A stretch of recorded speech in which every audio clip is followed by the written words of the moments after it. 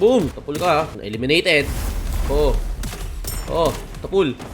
Pull. Uy, nagalag. Game over, man. That's how you win. Mga one shot. Familiar ba kayo sa airdrops? Alam nyo ba na may mga Web3 games na ngayon kung saan ang narrative nila ay play to airdrop? Yan ang meron dito sa itatampok natin, which is ang Enyan Heroes. And welcome dito sa panibagong episode ng One Shot. One Shot, thousands of opportunities.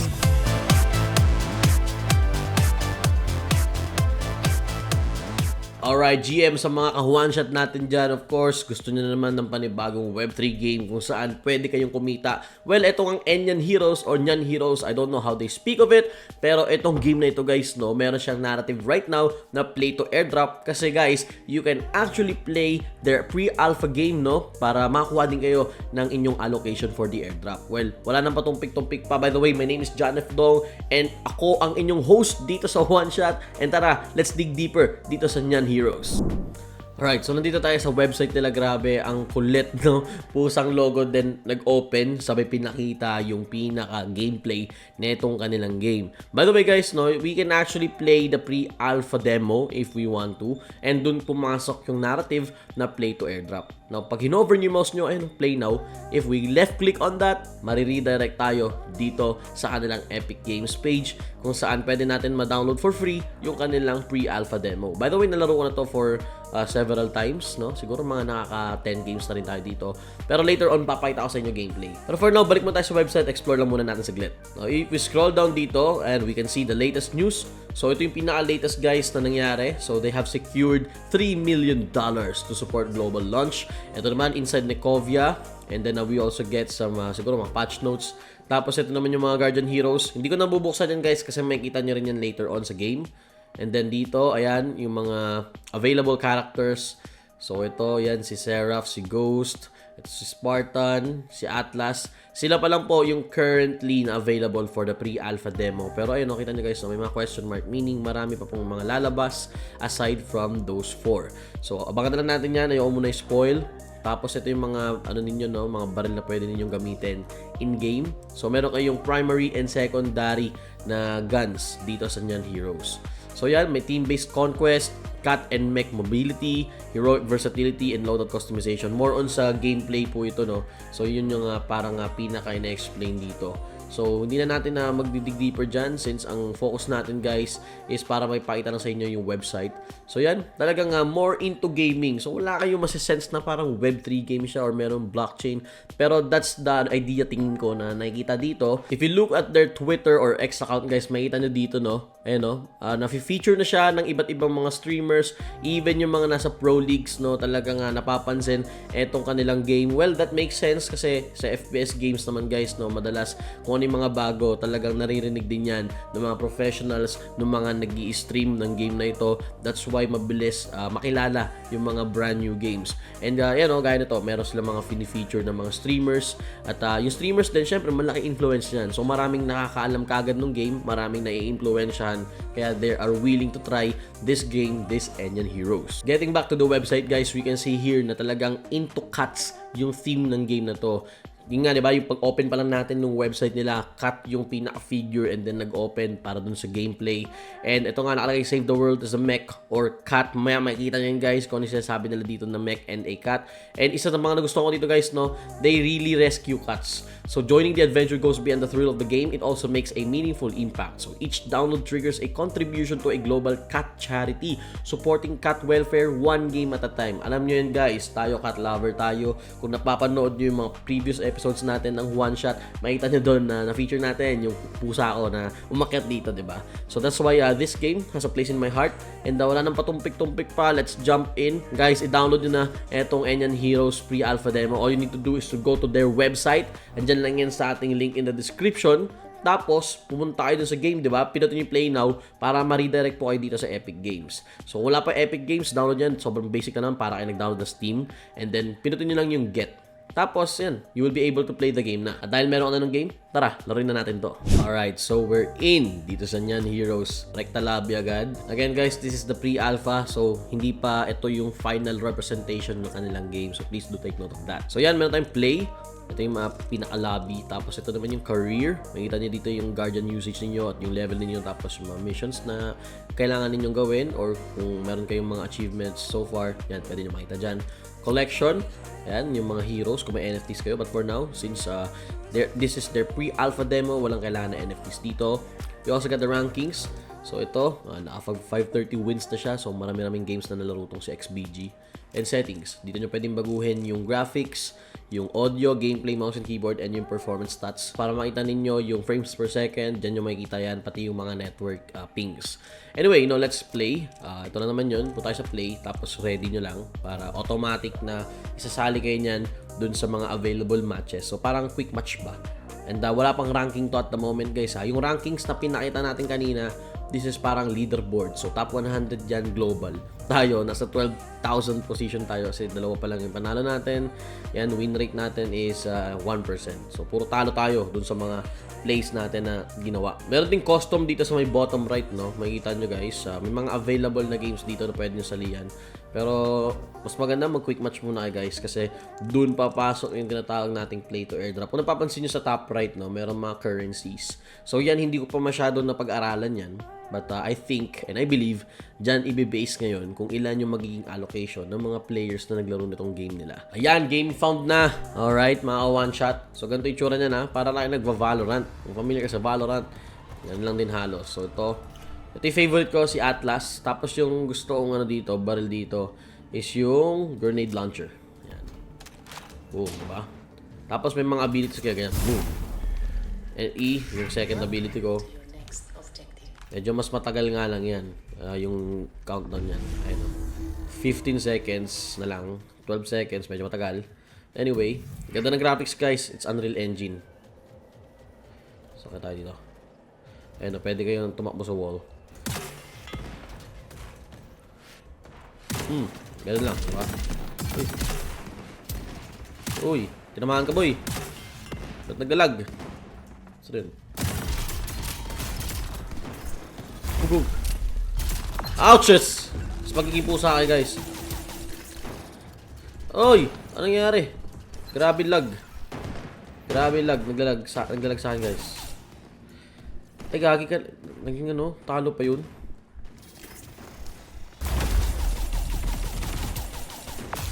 Aray! Nakalmot tayo guys. Pwede mo kalmutin yung kalaban. At pwede ka rin nilang kalmutin. Ayan. So, left click kung gusto natin na tingnan yung ibang Ewan ko ba't naglalag sa akin. Ang taas ng ping ko. Wala naman akong dina-download na game. Or probably baka nasali tayo sa server. Pero yung ibang mga games guys, sobrang smooth. As in, wala akong ping dun. Hindi kagaya nung nakita ninyo na sobrang delay. Grabe yung delay nun. Okay. Abangers to. Uy. Uy. Uy. Uy, naglalag lang kasi. Kaya nanalo naglalag Dugas Sadly guys, I have to leave that game. Bakit? Sobrang lag Hindi ko alam. Alright, game found. Another game guys. So, yun hindi naman kayo ma-violation dito or penalty. Kasi nga, again guys, that's a pre-alpha demo para naman. So, nagkakaroon talaga ng problema. Ayun ewan ko. For some reason, yung ping natin, 193. Nung naglalaro kanina, siguro depende rin sa oras, depende sa server na available. But, this is pre-alpha demo. You can't really complain at all. And waiting for players. Sad to say lang na na-abandon natin yung isang game. Kasi wala talaga, guys. Hindi ko magugustuhan yun, hindi nyo rin magugustuhan yun. Diba? It's not really a good game. It's not gonna be pleasant na panoorin. Ayan. So, medyo tatagal lang din sa game will start. Dito kasi parang pinaka-waiting din sa kalaban natin para mapuno yung ating matchmaking. So, dapat palipatin yung iba. Diba? Yung iba dapat sa kalabang side. Kasi alam ko 5v5 to pero mukhang 6v6. Di ako sure. Hindi kasi ngayon lang ako nag-tab dito Let's go to na. Eto na. Sana wala nang lag. So, 4 lang kalaban natin. Lugi sila pre. Paano ganun? Di ba dapat balance? So, wala. Pre-alpha Ito talaga. It's pre-alpha, guys. So, unbalanced. Yan, may mga baril na. So, baka meron din silang Hindi ko alam kung meron bang handicap advantage para sa kanila. Uy! Bakit tayo?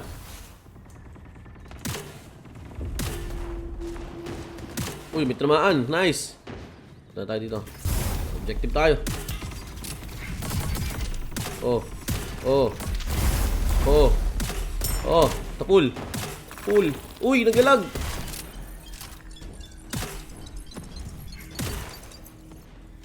Namatay.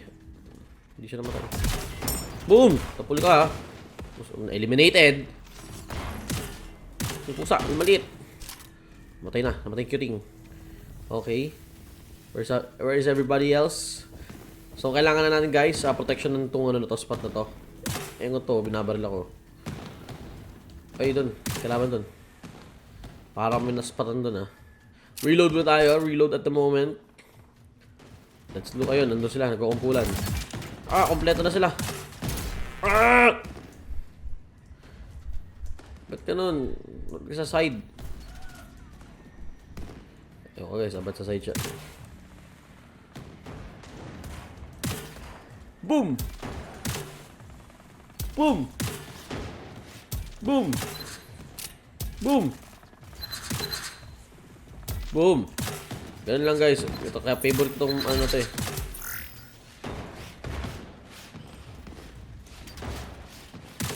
Oh no! Yun lang. Patay tayo. Tinamaan tayo. Cute ng cut ko. Yan. So, medyo pangit lang servers, guys. Di ko talaga, di ko maintindihan right now. Siguro, depende rin talaga sa time. But, yun, at least nakikita nyo guys how the game will go kapag nag-launch na yan. And again, itong pre-alpha demo, this does not represent yung final game nila, ha. But I like the idea ng game, guys. I really like it. Kasi kung naglalaro kayo ng mga Unreal Tournament before, halos ganun yung mga weapons eh.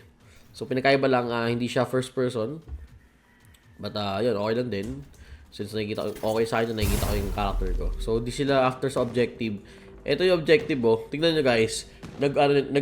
Yung percentage natin from 60 naging 64%. Yan ang kailangan gawin. Hindi dapat magbarilan dito. So kung mababarilan man dito, dapat nandito sila. Pinag-aagawan dapat itong base na ito. Ayun, mo. Okay. Pabor sa akin to. In favor sa atin to guys. Kasi kapag nag 100%, edi objective, tayo, finished. Objective complete. Wala na tayong kailangan na problemahin. Sige, maglaban-laban kayo dyan. Magbato-bato lang tayo doon. Para sure ball na wala lalapit. Kailangan kasi puntahan to ng at least one teammate. Mas mabilis sana kung apat or kung kumpleto. Wala, ayaw nila eh. Tatapon sila ng oras ng baril-barilan. Dito na kayo. Shield tayo dito pag mag na 100% na. Okay. Ayun for some reason, hindi nila alam yung game. But that's understandable. Ayun may nag-i-sniper doon. Lagi tayo shield. 96%, 97%. Barilin natin yan. Sige, kahit bumaril kayo, 99 and 100%. That's how you play the game. We objective won. Yan ang hindi alam ng mga kalaban. So, dapat you take note of that, guys, ha. Pag maglalaro kayo ng mga team-based games, tingnan nyo kung ano yung objective, kung ano yung kailangan ninyong gawin. If there's a quest, unahin nyo yun. Huwag kayong after sa kills. Pero kung yung pinaka-objective is to kill your enemy, ubusin sila, well, definitely, you have to do that. Pero kung ang objective is i-control yung certain place like what we did, yun yung unahin ninyo kasi magiging toxic kayo sa iba dyan kapag hindi nyo ginagawa yung mga objectives. Ayan, let's go. Reloading tayo. Boom. Ayan ito ulit yung kukontrolin dito. Ayan, magkakaroon ng objective dyan. Okay. Uy, may mga barstas. Tapulin ka. Tapulin yan. Yan, shield tayo. Okay. Tapos ka dyan, boy. Nasira na yung shield. Yan. Ito na, objective na. Dito na tayo. So, kailangan lang natin puntahan ulit to.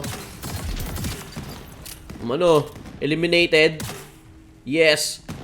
Boom. Yun doon siya. Okay. Aabot yan. Tapul. Boom. Sabihin dito mapul yun. Isa pa. Pugug. Isa pa. Boom. Saan kalaban? Okay. This is good. And wala tayo shield, so we have to wait for our skill. Medyo matagal yung cooldown kapag yung skill na letter E. Okay. Ito na. Shield na tayo. maintaining our position. Ito kasi yung ating objective. I don't know about them, pero gusto talaga nila magbarilan doon. 'Di ba? So, pabor sa atin yun guys. At least, mas mabilis natin masesecure yung win. Okay, saan yung binabaril niya? Ako binabaril niya eh. Yan o. Binabaril tayo ng kampi natin. Yan, dyan kayo. Sige, 30%. 30%. Mas mabilis sana ito. Di ko rin maintindihan ito eh. Mas mabilis sana kung halimbawa na nandito kami lahat. Pero pwede rin. Okay, naiintindihan ko yung strategy nila. Sumusugod sila for the sake na masecure ng isa etong place, which is ako yun. Ako yung nagsesecure guys. So sila sinesecure nila na walang lalapit na kalaban dito sa ating spot. Kasi we have to protect this. Mamaya na tayo mag-i-skill. Kapag meron ulit kalaban, dito dapat ang usual na nakikita natin dyan guys based sa number of fights na nangyari. Merong dumadaan dito sa may bandang right dyan sa part na yan. Tapos dito may nangi-sniper or merong nang-grenade launcher. Tapos dito may namamaril dyan ng heavy machine gun. Tapos yung mga sumusugod, yun yung mga nangangalmot. Yung ganito. Fiek! Yan. Fiek! O, diba? Ganyan yung kalmot, guys. Kapag gusto nyo mag-melee, VV nyo lang. Pero may cooldown din yun. Mga millisecond lang naman. So, diba? Ganun lang. Masakit din yun kapag tumama. So, they're not really aware of the objective, guys. Ayoko rin naman maging toxic. Kasi, guys, kung makikipagbarilan na tayo doon, walang magkakaroon ng score. As in, wala. Kung ano lang yung objective, dapat yun yung inuuna. Ayun, o. Asa, di ba? That's the purpose of shield, man. Oh, dito. Oh. Oy, sakit na. Boom. Wow! Nagdalag na naman. Yan lang. Sige, boom. Oh no, we're back here. Uy. Tapul ka dapat. Oh, sige. Pakita ka. Uy. Tapul to. Boom! Oh, may healer ako. Shield. Oh, wala ka na boy. Tapul yun ha. Okay. Game over, man. That's how you win. Hindi marunong ang kalaban. Talagang ganon. Advantage sa atin yun, mga ka-one shot. That's our victory. Actually, it's my third victory na dun sa ating entirety.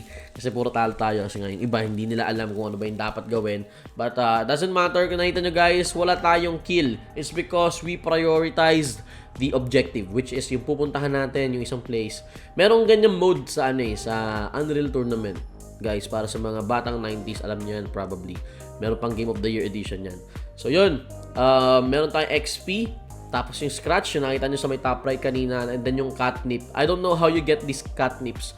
Pero probably ba kailangan meron kang parang achievement in-game. Like for example, nakapag multi-kill ka, or probably hindi ka namatay habang nakikipag-barilan ka. Probably that's how you get the catnip. Pero meron ako dyan guys. Kasi sabi sa inyo, I've been playing for a while. So meron na tayong 10 catnips. But I don't know how you get those. But definitely, guys, let me know in the comments right now kung nagustuhan nyo ba yung gameplay netong Nyan Heroes. Sa akin, guys, sobrang appreciate ko to given na nag-enjoy ako. And habang nagda-download daw pala yung mga players dito, gaya ng sabi natin kanina as we review the website, no, meron silang natutulungan ng mga cats because of their charity. So ako cat lover ako, cat fur parent ako ng mga fur babies na cats. So pabor ako doon sa ganung charity movement na tinutulungan yung mga cats. Pretty much that's Nyan Heroes. For now, wala pa tayo nakikita na conversion on how you can really get income or really earn from this game. But you got the idea, guys. Kung familiar nga kayo sa airdrops, alam nyo na yan kung paano yan. So you will join or you will participate kung ano man yung mga tasks or mga pinapagawa sa inyo. And after you do those set of tasks, no, i-check nila yan, i-snapshot nila yan, i-screenshot nila yan, titignan ko sino yung mga players, users, or yung mga wallet addresses na nag-participate doon sa kanilang activities. And then later on, no, yung allocation na ibibigay sa inyo is i-airdrop po yan. So, di ko alam kung in the form of tokens nila or in USDT or whatever. Pero abangan nyo yun, guys. I-follow nyo lang sila sa kanilang mga social media accounts. I suggest i-follow nyo po yung kanilang X account since dito talaga madalas updated yung mga announcements and yung kanilang mga news when it comes sa Nyan Heroes. And pretty much that concludes our review for Nyan Heroes. Again, guys, ako in favor ako dito sa game na to. Play to airdrop, that's one of the newest narrative na narinig ko for the couple of weeks na talagang naging active ako sa airdrop. And maganda yon kasi hindi na play to earn yung meta. Tingin ko yun na talaga yung evolution and that's where we're headed. And may iba pa mga bagay like nodes, tapos marami pa, as in marami pang about cryptocurrency, about Web3, about blockchain na dapat ninyong malaman. But here, in one shot, ang focus natin ay ang mga Web3 games kung saan may potential na pagkakakitaan. Now, before we end, gusto kong pasalamat sa ating mga sponsors, pati na rin sa mga ka-one shot natin dyan na laging sumusuporta at laging nanonood. Maraming salamat po. And yun lang, again, my name is John F. Dong. Dito pa rin yan sa show kung saan gaming is not only fun, but it is worth the fun. Where one shot, pak! Open thousands of opportunity. Ito pa rin ang one shot.